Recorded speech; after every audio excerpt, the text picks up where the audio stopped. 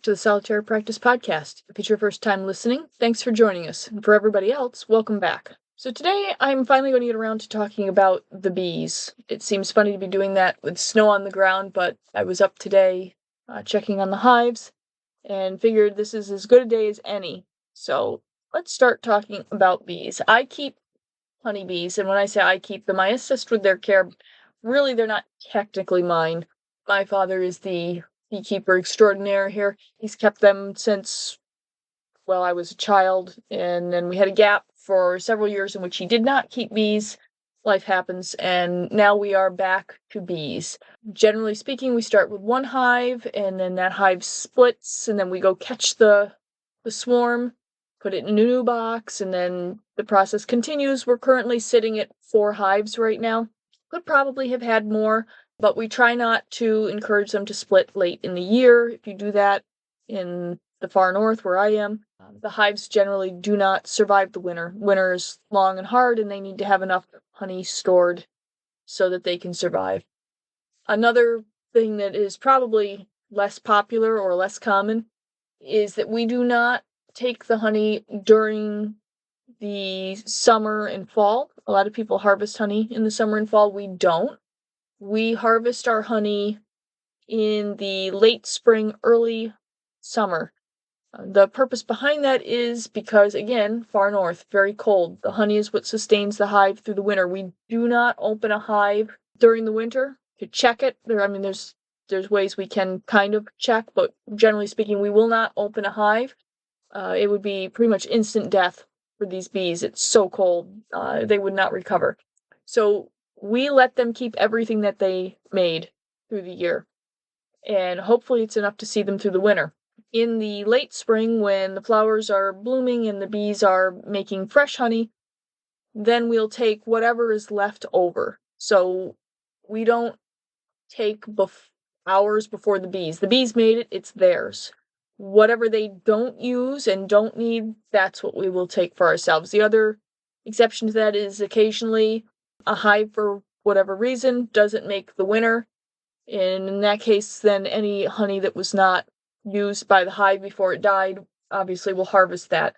So lots of honey, lots of beeswax, reaches a point where you just get sick of honey, which I know sounds crazy, but if you eat enough of it for long enough, it becomes very normal, and quite frankly, as much as I love honey, there are some things I'm just not into with honey anymore. You just eat enough of it after a while. So we're very fond of our bees. We currently keep a strain that is hardy to the northern climes. We've had Italian bees and different breeds of bees over the years, and some of them are very docile, as much as a bee can ever be considered docile.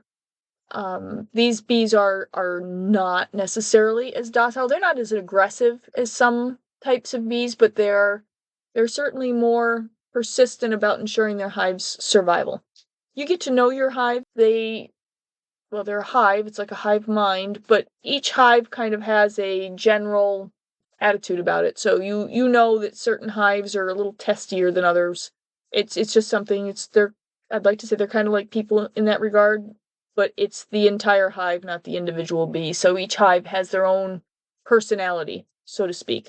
Bees have, for thousands of years, been very important to most societies, and I'm sure that if anybody has spent any time checking into historical or archaeological digs, those kind of things, you'll see that they frequently find honey, sometimes thousands of years old, that is still perfectly good and edible. Honey is one of the few things that does seem to last forever. Bees have a long history. If you're into Egyptian, Greek, Roman paths, you're going to find bee references pretty much everywhere. Bees were a lot of times seen as messengers of the gods, very often associated with industry, hard work, all the things that you would kind of logically associate with a hive, organization, focus, dedication, cooperation. A lot of times they can be associated with love in a certain way because, honey, sweetness, those kind of things. We're actually making small jars of honey. They're very decorative. For my daughter's upcoming wedding. The wedding favors are going to be small 2-ounce jars of honey. And, they'll be a little fancier because, of course, we have to mix them all up. But yeah, so bees play an important role here on the farm. They have historically played a role in various magical practices. So I guess I'll talk about now some of the things we do with our bees. I have no idea if other people do it. We do observe the tradition of telling it to the bees. If you want to Google that, it's a long and storied kind of tradition. And essentially, the hives like to be informed about what's going on. That falls into my bailiwick. I have a little foldy camp chair. I like to park it up by where we have all the hives set out, and usually just hang out with the bees in an afternoon and update them on all of the comings and goings and events around the farm and the family. Anything that I think is pertinent for them to know. If there is a birth or a death, the bees should be told. Particularly I've found in the instances of deaths, you want to tell the bees who's died. Depending on the circumstances, sometimes you might get into circumstances, but I like to tell them what's going to happen next. Telling the bees that their beekeeper has passed away or that someone close to their beekeeper has passed away may cause the hives a little bit of concern. Is somebody going to come up and maintain and do the necessary work around the hives so that the bees can continue on? Again, the bees want their hive to survive. Those kind of things concern them a little bit. So I do like to make sure that the bees are told. So we do still tell it to the bees. The other thing I like to do with our bees is I like to give them the broader context. Bees fly for miles and miles. There is I'm going to call it a sport because we treat it like a sport. Look, we live in the woods. There's not a lot of entertainment up here. So we line bees. If you find that you have honeybees that are not your own coming and working your flowers, you can usually dot one with something easy to see. Used to be, when I was a kid, nail polish was popular. A little bit of red nail polish, just a tiny touch of it on them. And it helps you see them, and then you can line the bees. Bees will fly in a straight line. You can time how long they're gone and essentially tell how far away their hive is. And so it was very popular back when I was a kid to hunt down these hives, and you could obtain bees that way, or you could obtain honey by finding a wild hive. So it was very common for people to line bees. Occasionally people will still line bees around here just to keep in practice. I have no idea why we might suddenly start needing to line bees, but if we ever do, we're ready. But it's humorous. There is a mountainside that has a pair of glasses that my father lost there probably 8 or 10 years ago lining bees. He was just chasing them from here, and it's a good probably 8 miles from here. The bees have a big range, so I like to give the bees context in the wider community. If I hear, we're just going to call it good gossip, we hear something is going on in town, if there's, discord between some of the older families or something is going on, maybe a house is being built or somebody isn't planting this year, I like to keep the bees informed. The bees are out and about. They're going to, I want to say, take that knowledge. I just like to let them know what's happening. So when they're out and about, it doesn't surprise them. And they bring back tremendous knowledge and information with them. Can't tell you how many people will sit outside on their lawns having a chit-chat with their family members while the bees are working clover or hanging baskets or whatever.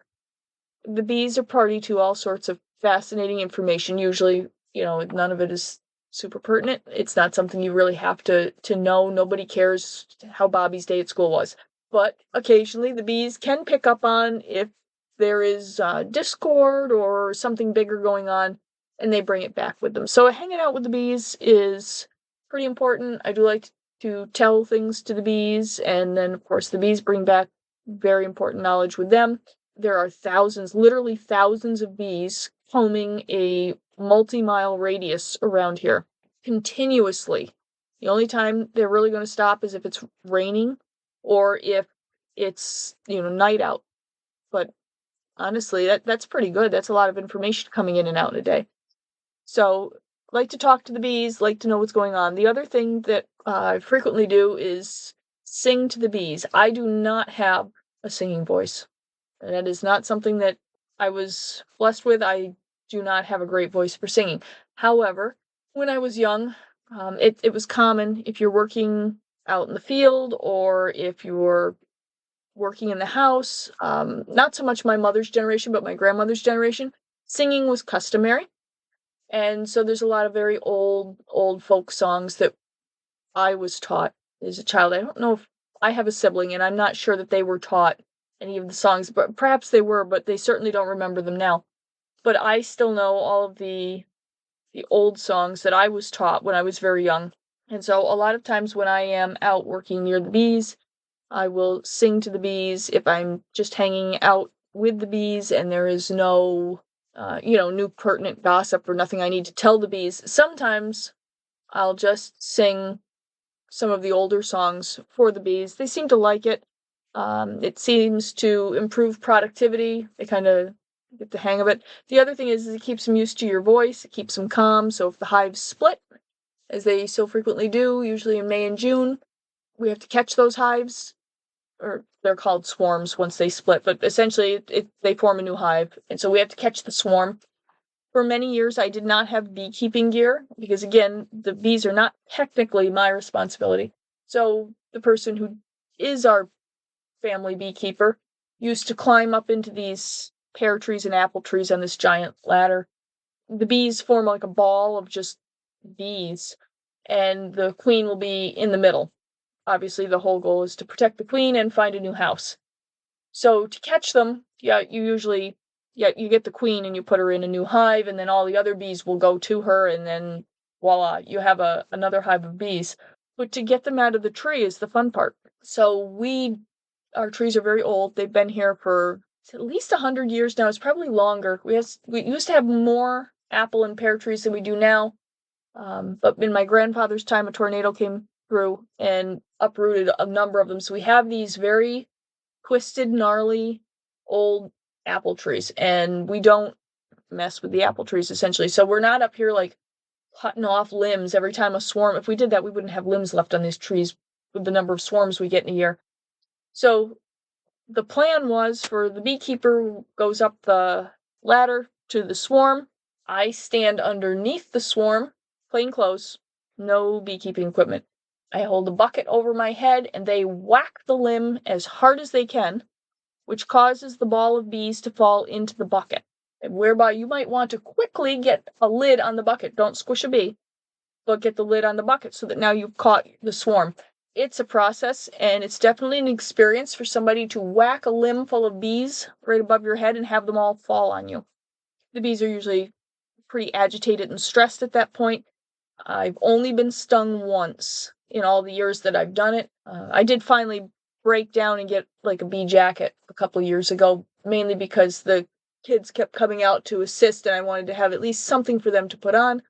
I still don't wear it all the time. I do have it. Eventually, the bees will be mine to take care of, and I will have to wear it then for more of the internal beekeeping suit. But generally speaking, yeah, the bees will swarm, and they knock them into a bucket, and then I have to catch them in the bucket and then run across the field and dump them in the new hive wherever we have it set up. That's kind of the basics of it. Beekeeping historically has been seen as kind of a sacred act, and I can see it.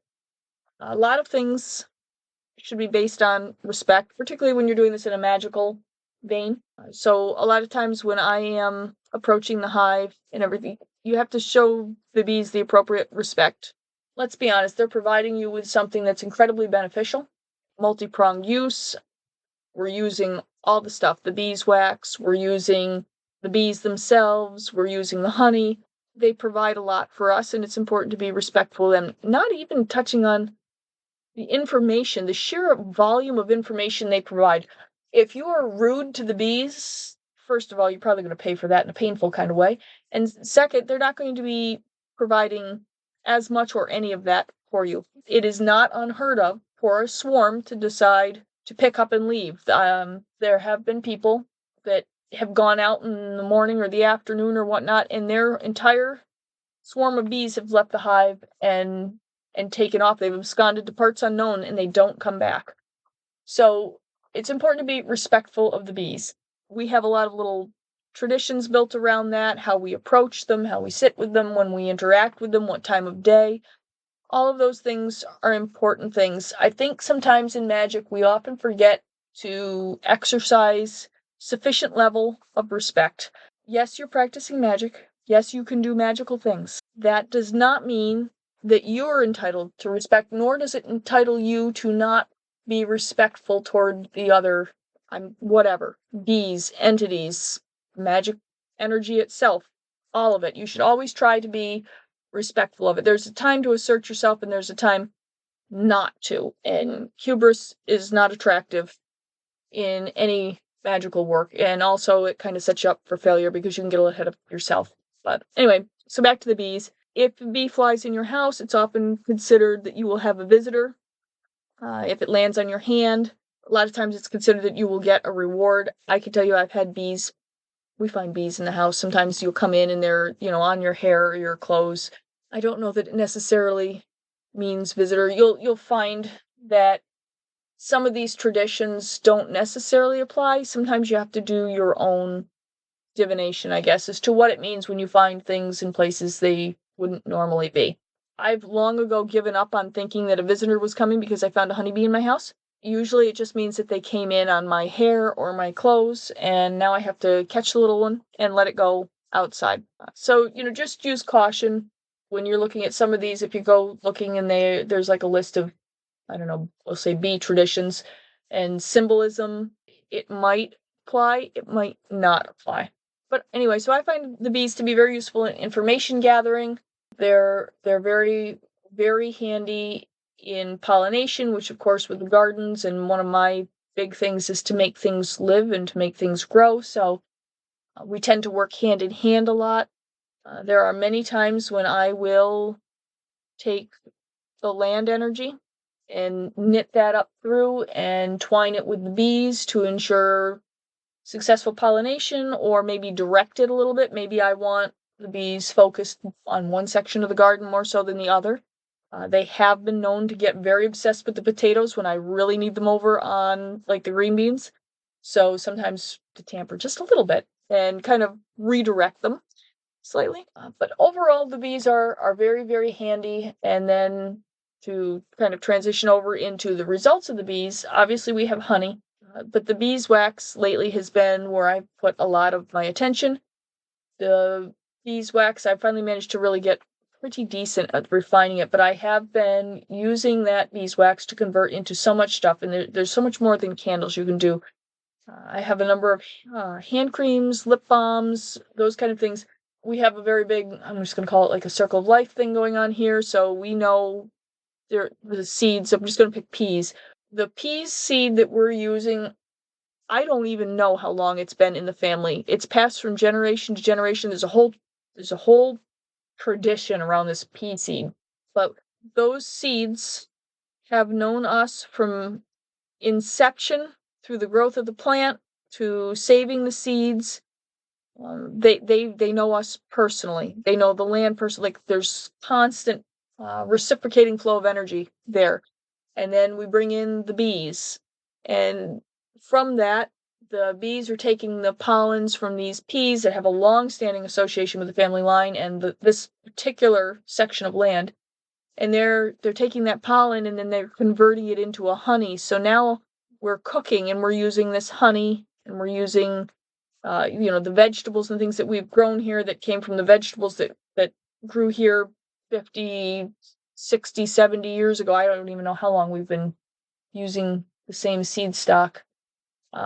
So there's a certain tie there. People say, "Oh, I made contact with the land, or I communed with the land." There's no doubt that they are absolutely communing with the land, but there's no way to describe it. It's such an enormous difference to have such a long-standing relationship with the same land and have all of your food sources coming from that land, plus the seeds. Like you planted the seed, you raised the plant, you took the seeds, you saved the seeds, you plant it, and it just keeps going and going and going. It's a different form of connection. I'm not saying one is better than the other. I'm just saying that it is different. And I think it is a little bit harder to quantify to somebody who hasn't actually got the context, I guess, to make the difference obvious. It's, if you haven't done it, sometimes it's kind of hard to explain in theory. But anyway, so we have all of this stuff. Candles are slightly different.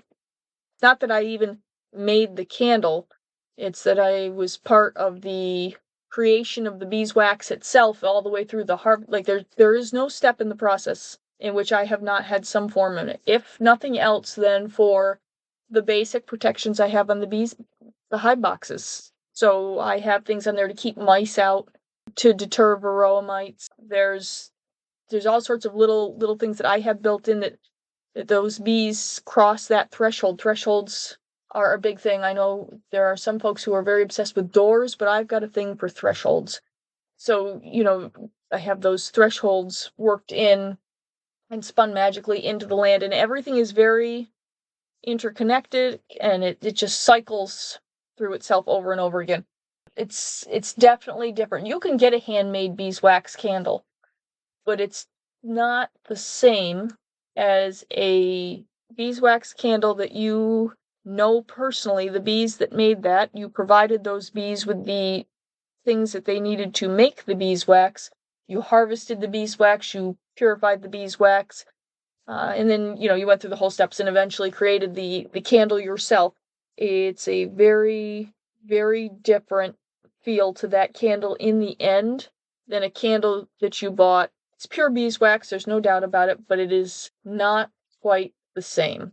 And also, there's incredible opportunity when you own the entire process. And I say own it kind of liberally. Obviously, it's the bees' process, but I am there through every step of it and involved in most of it and have some form of magical energy interwoven in it. It is incredibly different when it comes out the other side, and there's a stronger connection, I think. It's much more malleable to your will because it has known you throughout its entire existence. You are not a foreign entity to it. The beeswax isn't wondering who I am. It already knows who I am. It already knows what I like, what I don't like, long before we even start doing anything. So, yes, 100% pure beeswax candles are lovely things to go and buy, but they're not going to behave the same as something that you have worked with from inception to completion. If that makes any sense. I don't know if it does or not. It's kind of hard to quantify if you've never really done it. That's a little bit about our bees. Overall, just quick summary for the rest of the week. It's been pretty busy, cold, snowy, rainy. I've had a spell. We're going to call it a spell. You guys probably want it to be a spell. So it's a long-standing piece of work, and I don't really think about it anymore. It's basically to keep someone healthy. I have someone that I have concerns about their health. I'm not supposed to be interfering a lot, but because this predates the ban on interference, I think that, I guess we're going to call it, I'm grandfathered in. So I have a long-standing spell in which basically if this person begins to become ill, it's not that it will stop them from being ill. They will get ill. They'll have colds. They'll have, I don't know, the flu, whatever. I've seen them get pneumonia before. But the trick is, once we're going to call it viral load or the illness gets to a certain point, it triggers, I guess it's like essentially a funnel, and it moves anything in excess of that from the person to me, and then I get it. So it's been, I don't know, decades basically of this person will occasionally, not too often, they're fairly healthy, but occasionally they'll get sick. The big pneumonia one from 5 or 6 years ago still stands out to me. That was a pretty big one, and essentially it just, they got ill. They did have pneumonia, but they made a tremendous recovery, mainly because I ended up with the extra. So that's been long-standing, and it is basically meant for illness. That was the intent of it. But this thing's been in place for a long, long time. And as with any of these really long-term works, I'm learning, after a certain point, they kind of, we've built them, we've maintained them, we've used them, they function for so long that at this point, they kind of start making their own judgment calls, apparently. So this particular person was injured, which, okay, Injuries happen. They don't normally get hurt, but they managed to hurt themselves. It was pretty interesting. So when they got hurt, I got called. So I went and basically did what I needed to do because I have access to probably more energy than I know what to do with. Converted things out, got them up, got them moving, called it good. Doctors are like not common here. You can go to a doctor, but you're going to drive for a long time before you get to a doctor. So most people are just used to either doctoring themselves, I end up doctoring them, or they just wait it out and see how it works. And this person opted for choice C. We're going to wait it out and see how it works. Basically, their foot swelled up, the ankle looked like a grapefruit. It was not pretty looking. It's probably a hairline fracture if my information system is to be believed, and quite frankly, I do believe it because it's not usually wrong. And so that evening it swelled way up, and the next morning I got up and my ankle was swollen up and my foot looked terrible. I kind of looked at that and thought, gee, I don't remember banging my foot off of anything. And again, there's too much going on here right now, so I didn't pay much attention to it. Immediately got dressed, drove over to the injured person's house, and wanted to basically check in and see how they were doing. Well, their foot was a little puffy, but it wasn't bad. And at that point, I kind of wanted to thunk my head off the table a couple times because apparently we only get ill to a certain point and then it transfers over. It now works for injuries. So I'm walking around with this swollen, bruised foot that I didn't smack off of anything. It's very odd. Anyway, as long as I keep it covered and nobody notices it, we're great, because I do not want to explain how I ended up with everything that was on the other person's foot on mine. I tell you, magic's a funny thing sometimes. It definitely can get away from you if you're not careful. I never specifically told it that it couldn't transfer injuries. And so that was a loophole that I missed. But again, I put this thing in place a long, long time ago. And at the time, it didn't occur to me that it would even transfer an injury. But apparently, here we are. It's not bad, and it's certainly nothing that's going to bother me, and I can take care of this with a little bit of my own work. So, it's not bad. It was just kind of one of those things where I learned something new this week that I did not anticipate. And I'm kind of interested to see what comes next with this. I don't think I'm going to tinker it. Clearly, the spell is working as intended. It might be working a little over as I intended, but it's still working as intended. I'm not in any, physical, mental danger from it, so I don't see any point to really change it. I am healthy enough and strong enough that it is not going to affect me, other than the surprise of waking up the next morning with, my foot looking like it did. Nothing to really, personally worry about. So I'm going to leave it and let it go, and we'll see what other fun things I find out as these long-term works continue to evolve and kind of take on a little bit of a life of their own. So yeah, that was the bees and a little bit about what happened this week. I'm gonna stop there for today. I hope you enjoyed today's episode. If you did, share it with others, and if you have any questions or a topic you'd like to hear more about, you can reach me through my website, thesolitarypractice.com. There's an option there for an email, or you can leave me a brief voice message, whatever works best for you. As always, I appreciate your feedback, and I'll see you next week.